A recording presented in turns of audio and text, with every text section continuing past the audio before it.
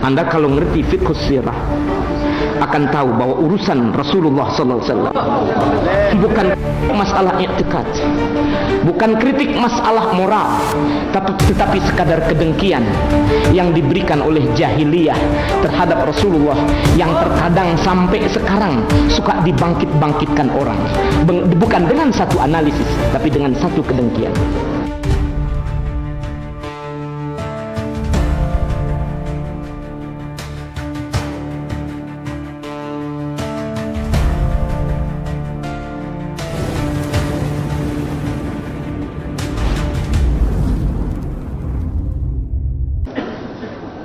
Assalamualaikum warahmatullahi wabarakatuh.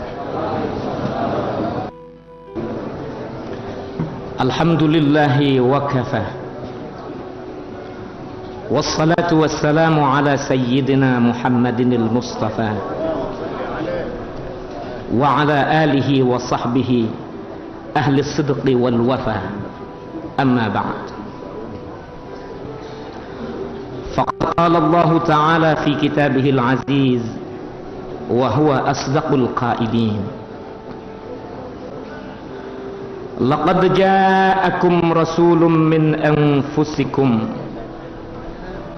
عزيز عليه حريص عليكم بالمؤمنين رؤوف رحيم. صدق الله العظيم وبلغ رسوله النبي الحبيب الكريم ونحن على ذلك من الشاهدين والشاهدين والحمد لله رب العالمين. Para habaib yang saya muliakan dan yang saya junjung tinggi, Al-Murabbi Haqqan Al-Habib Abdurrahman As-Saggaf,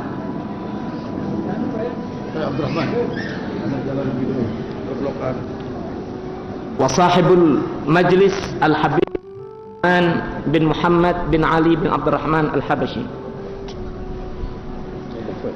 serta para habaib lainnya yang tidak saya sebutkan namanya satu persatu.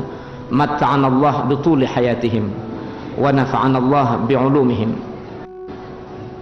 Para ulama al-afadil serta para jamaah sekalian pencinta-pencinta Rasulullah sallallahu alaihi wasallam. Nabi palsu yang namanya Musailimah Al-Kadzab ngomong nyombongin diri depan Rasulullah. Hei Muhammad, jatah engkau separuh bumi dan buat kami separuhnya lagi. Kenapa? Li'annaka anta nabi wa ana nabi. Sebab ente nabi, ana juga nabi. Begitu kata Musailimah Al-Kadzab. Rasulullah sallallahu alaihi wasallam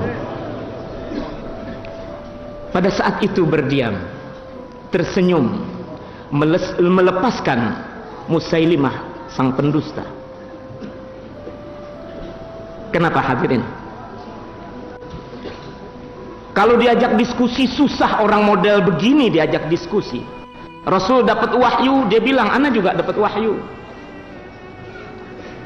Rasul mempunyai pengikut, mempunyai ajaran, dia juga punya pengikut dan punya ajaran.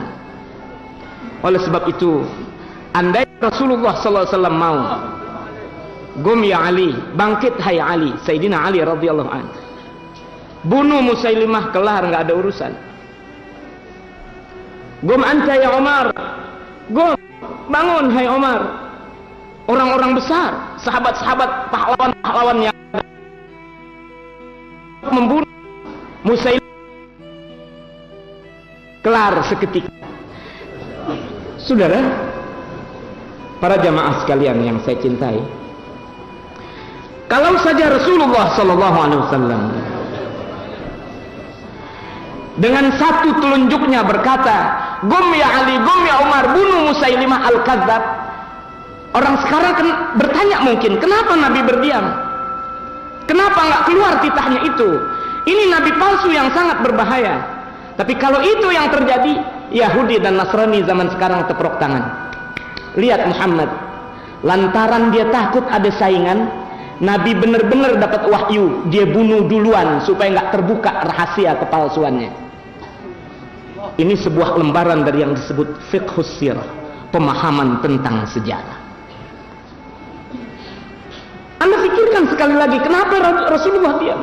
Nanti cerita dirinya bakal mengungkap siapa dia. Tak perlu tangan Muhammad yang nantinya di suatu saat akan menimbulkan perkara kecurigaan para orang-orang yang dengki terhadap Rasulullah SAW.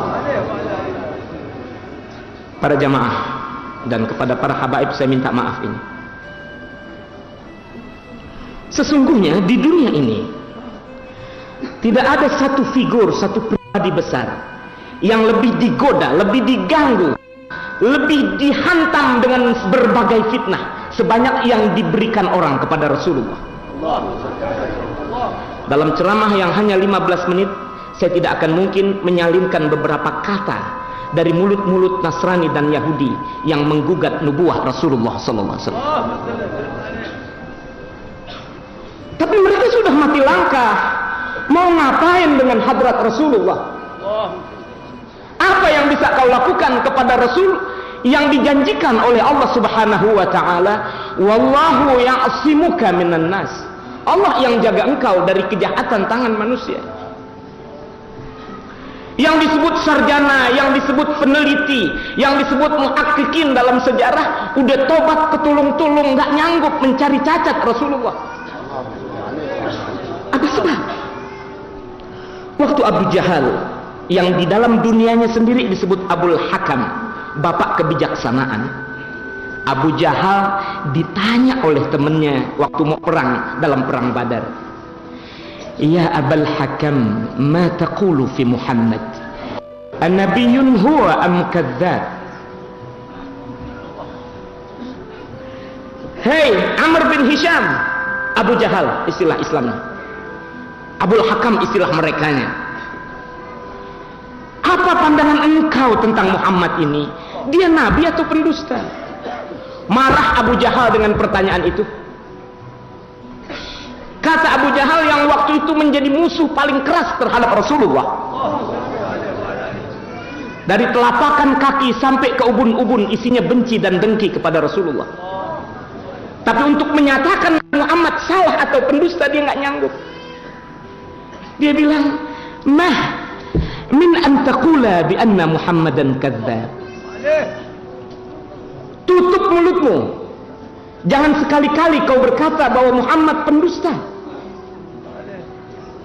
Para jamaah, ini musuh keras. Kalau temen muji temen nggak ada masalah. Orang Jakarta bilang air laut siapa yang garmin. Sahabat menyanjung sahabat nggak ada soal. Tapi ini musuh. Waktu dalam keadaan sungguh, dalam keadaan serius, nggak sanggup mengutarakan kalimat buruk kepada Rasulullah. Dia cuma berdua pada waktu itu. Mah min an taqul bi anna Muhammadan kadzdzab. Uskut, diam ente. Jangan sekali-kali kau berkata bahwa Muhammad pendusta. Ulama berkata, al-fadlu bima syahidat bihil a'da'u. Keutamaan itu akan menjadi jelas bila telah diakui oleh musuh. Ahlan sahlan. Kalau udah musuh ngakuin, apalagi teman. Ini musuh yang teramat berat ini nggak nyanggup menjatuhkan Rasulullah. Bagaimana? Kalau dia nabi dan bukan pendusta, ya Abul Hakam, Abu Jahal, kalau dia nabi bukan pendusta, falima naqtul, kenapa kita mau bunuh? Kalau dia bukan pendusta, tentu dia nabi. Kalau dia nabi, tentu kita mesti ikutin. Falima naqtuluh, kenapa kita bunuh? Ente, pertanyaan ente betul-betul menusuk ke ulu hati. Kalau bukan posisi yang sangat gawat, anda nggak mau jawab pertanyaan ente, kata Abu Jahal. Ya, kan benar toh? Kalau dia bukan pendusta, tentu dia nabi. Kalau dia nabi, ikutin. Kenapa diperangi? Gan. Ini Muhammad bin Abdullah bin Abdul Muttalib bin Hashim, semua datuk-datuknya orang yang dimuliakan Allah. Min anfasikum, wa fi qiraatin min anfasikum, orang mahal. Kakeknya yang temuin itu air Zam-Zam. Kakeknya pula yang pegang itu kunci Ka'bah. Wa ana min abdi Syams. Apaan yang anda dapat? Dagang dia yang punya, nubuah dia yang punya, Kalau sekarang kita akuin kenabian Muhammad, kami dari Abdi Syams dapat apa? Anda kalau ngerti fiqh sirah akan tahu bahwa urusan Rasulullah SAW bukan masalah i'tiqad, bukan kritik masalah moral, tetapi sekadar kedengkian yang diberikan oleh jahiliyah terhadap Rasulullah, yang terkadang sampai sekarang suka dibangkit-bangkitkan orang, bukan dengan satu analisis tapi dengan satu kedengkian. Makanya ayatnya begitu tangguh berkata, laqad ja'akum rasulun min anfusikum. Laqad ja'akum. Ulama di sini banyak sekali. Saya ngeri ngurusin ini kalimat begitu padatnya dengan lam yang litta'kid, qad yang littahqiq, ja'a fil madhi yang juga bermakna tahqiq. Saya ngeri ngurusin.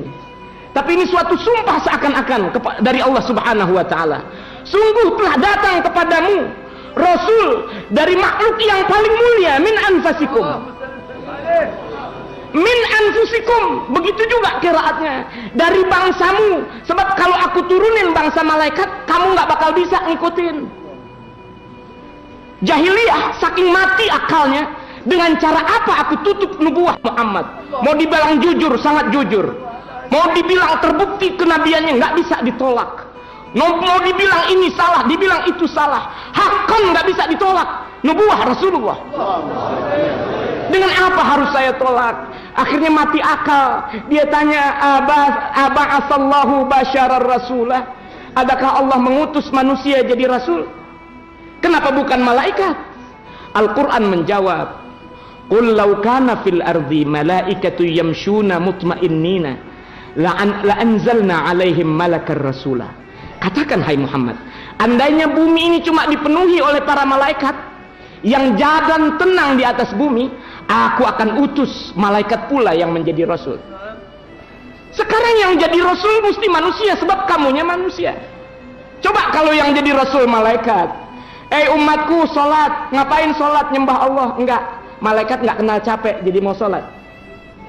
Umatku puasa, ngapain puasa? Jangan makan, jangan minum, jangan jima, ogah. Malaikat bisa aja nggak minum, nggak jima karena memang nggak doyan itu. Bakal ditolak habis-habisan oleh makhluk yang namanya manusia. Min anfusikum, ente nggak bisa jawab lagi bahwa Rasulullah SAW dihadirkan oleh Allah Subhanahu wa taala ke tengah-tengah kita menjadi panduan penyelamat dunia dan di akhirat dengan dalil dan burhan yang begitu nyata. Orang kagak sanggup patahinnya. Nah, inilah penutup yang terakhir dari ceramah saya yang sesingkat ini. Satu bagian dari kenabian yang semakin hari semakin digoda orang, namun segala godaan itu tak pernah berhasil mematahkan nubuah yang dijanjikan Allah dengan kata yang begitu padat, laqad ja'akum. Apa yang mesti kita jadikan panutan? Kenapa Habib Abdurrahman mau terus mewarisi wirasah as-salafus salih ini? Ini kitab Simtud Durar cuma 5 kali majelisnya diimlakkan oleh pengarangnya. Al-Habib Muhammad Al-Habsyi mengarang cuma dalam 5 kali pertemuan. Allah, orang sekarang 100-200 kali pertemuan nggak bandingin karya sebesar ini. Satu, biar umat terus ingat, azizun alaihi ma'anittum harisun alaikum bil mu'minina raufur rahim. Rasul merasa sulit bila umat kesulitan. Kalau boleh jangan ada satu umat yang jangan kulitnya, bulunya jangan kena neraka.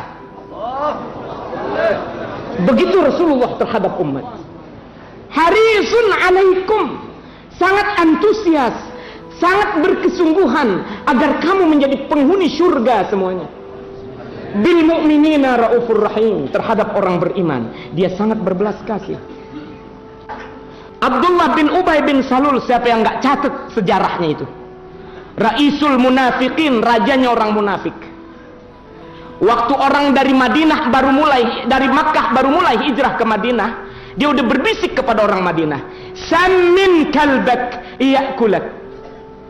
Orang Madinah, samin kalbak yakulka, samin kalbak yakulak. Gemukkan anjingmu, nanti dia yang bakal menggigit engkau. Kalimat berbisa dituangkan oleh Abdullah bin Ubay bin Salul di tengah-tengah umat yang sedang mencintai Rasulullah dan sangat dibutuhkan pertolongannya oleh Rasulullah.